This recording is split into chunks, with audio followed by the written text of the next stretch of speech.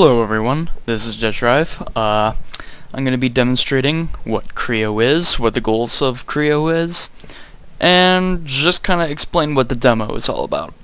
So, let's start up the demo real quick.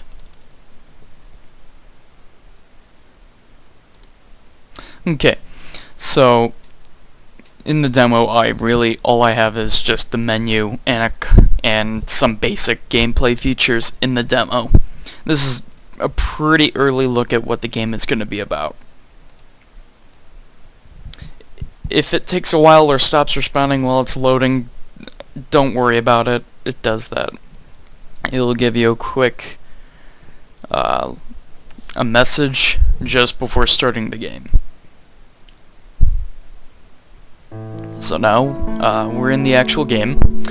Okay, so this down here, like this in the yellow area, is where all your buttons and interface icons are. So these two buttons up here, this button here will increase the temperature on the globe at the cost of 1 energy point, which are down here, and this will cool down the Earth, or planet, whatever you want to call it, at the cost of, again, 1 energy point. And energy points are generated about 1 every half minute. I may change it depending on how people react to it. This button here will save your game. Doesn't really work right now. It will save the game, but there's currently no way of loading it, so it's kind of useless right now. I mean, I could click it right now, and it'll say the game has been saved. Yay. This button below it, that has the green arrow with the light bulb, evolves. It's the evolve button. When you reach a certain amount of life points, which are down here, you will be able to evolve all the dominant species of the planet, which in this case are these little blob-looking things, kind of just jittering around everywhere. They don't really do anything special. They're just kind of there to be really silly. Really silly, eat, die, and do pretty much nothing. This below it, what looks like a green thumbs up, means that this planet is life sustainable. It means that life can sustain itself on this planet. So for instance, let's turn up the heat a little bit. Oh, something has inspired the Creolings, inspiring them to better themselves. Effects. Life point growth rate has increased. Get thinking, slugs. This is a random event. Okay? Whenever, occasionally, you might run into a random event where something happens, blah blah blah. And so you can see my energy points value has gone down because I used energy. So let's heat it up a little bit more. What happened? Everything died. Thing is, you turn the heat up on your planet so much that life just could not sustain itself on the planet anymore, so it's just all gone. And if you want to get back to normal, and you can see that life point growth has just completely stopped, because there's just no progress happening at all. So now we'll cool it down, and again, and you can see life is just kinda trucking on again. So let's evolve, and boop! There you go. So, and you could see, if you saw earlier, when I changed it to where it wasn't sustainable, it would change to a skull down here by the life indicator. The era just pretty much gives you an overall, like, what is up with, you know, where the species is at this moment. And right now, for the purposes of a demo, I set the increment for requirements for life points to advance by 1. So you only need 1 additional life point to advance.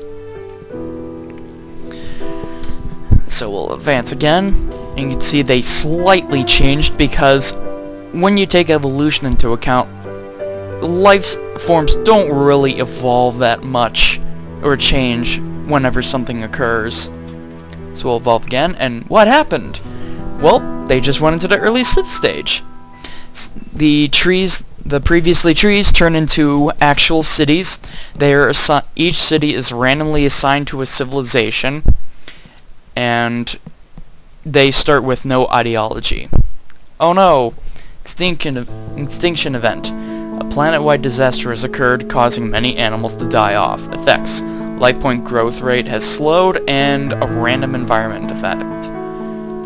And by random environment effect, I haven't really been able to get them to work properly just yet, but what it's supposed to do is either raise the temperature or lower the temperature. And later, it's going to raise or lower the atmosphere level. So either one of those four. And, okay, so this thing up here, the thing with the big gray dot, this really, it's just an indicator for the later game.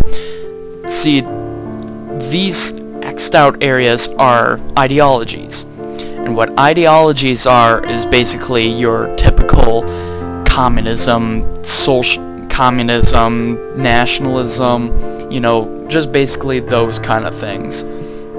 And a nation will adopt one of these when it becomes available. For example, when you go into the medieval era, all cities are inherently going to become nationalist, because nationalism in essence is dictatorships, monarchies, extremophiles, just pretty much, you know, like rah rah, go us, everyone else sucks, that kind of thing.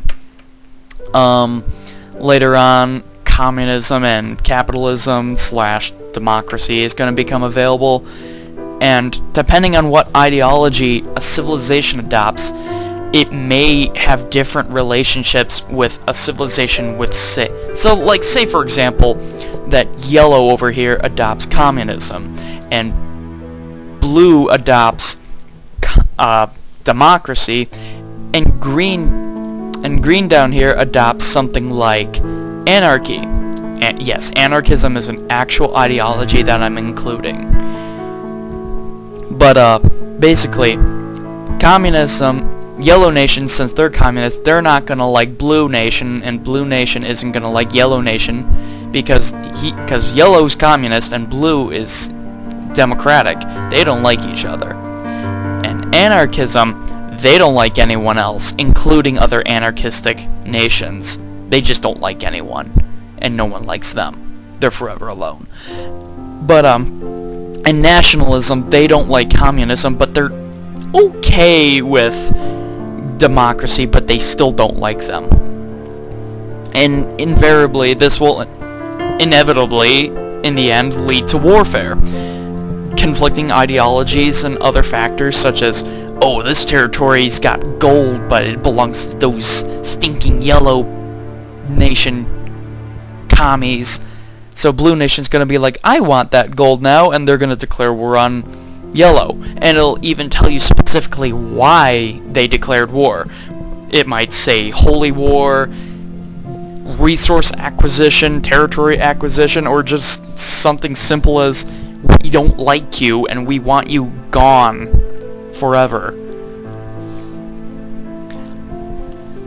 I'm thinking later this ocean might be removed until I can figure out an effective way of simulating separate continents, because at this point I can't really do that, but the idea is that one continent's gonna advance a little more than another so that I can include aspects such as colonization later into the game.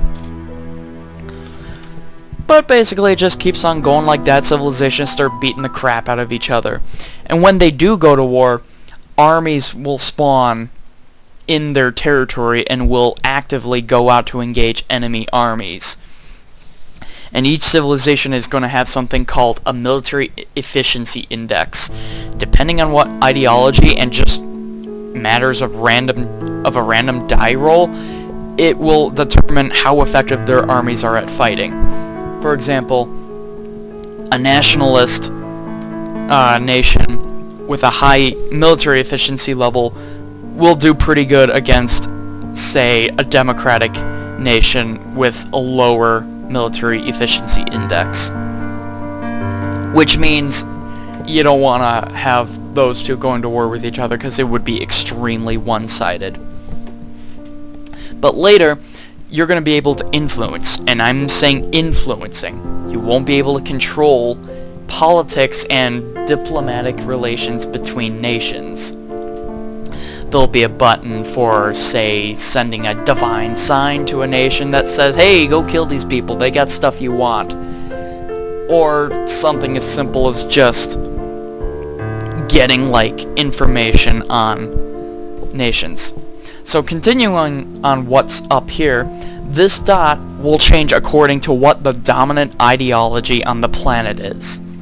So for example, if communism's the dominant ideology, it'll reflect to say that. That and some pretty cool music will play in the background to reflect that as well.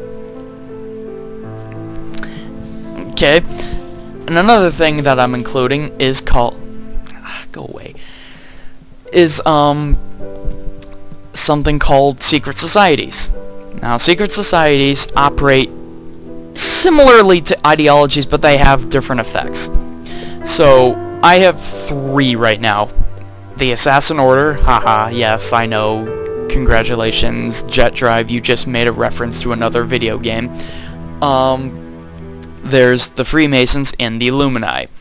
The Assassin Order, pretty much, they increase the rate at which life points are grown as long as they maintain 100% dominance. And that means the Assassin Order has to control 100% of all cities on the globe, and then their multiplier will be applied. Freemasons, they increase life point growth slightly, but not that much. Now the Illuminati, on the other hand, I'm planning for them to be bad. Bad, bad, bad, bad, bad. You don't want them in control. If they achieve 80% control, life point growth will completely stop. Like no growth at all, because the Illuminati, they don't want the people to be educated. They want everyone to subjugate to their will, which means there's no growth in knowledge or anything like that. Stagnation, if you want to put it that way.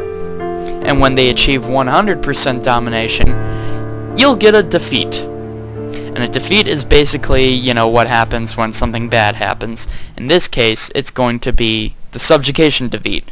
It'll show a quick little animation it'll show, not an animation, I guess that might take up a little too much space. I'll figure out later, but it'll show something demonstrating that. It'll say, blah blah blah, you're a moron, you let your guys get controlled by a bunch of rich dudes. Blah blah blah, have fun with your... I don't know. You get what I mean. But, yeah, that's basically Creo so far. There might have been something I missed. If so, please let me know in the comments on the Steam Greenlight section. I'll make sure I get back to you and answer your question. I hope everyone enjoys the demo, and I'll be releasing more as more things are added to the game. Alright, bye.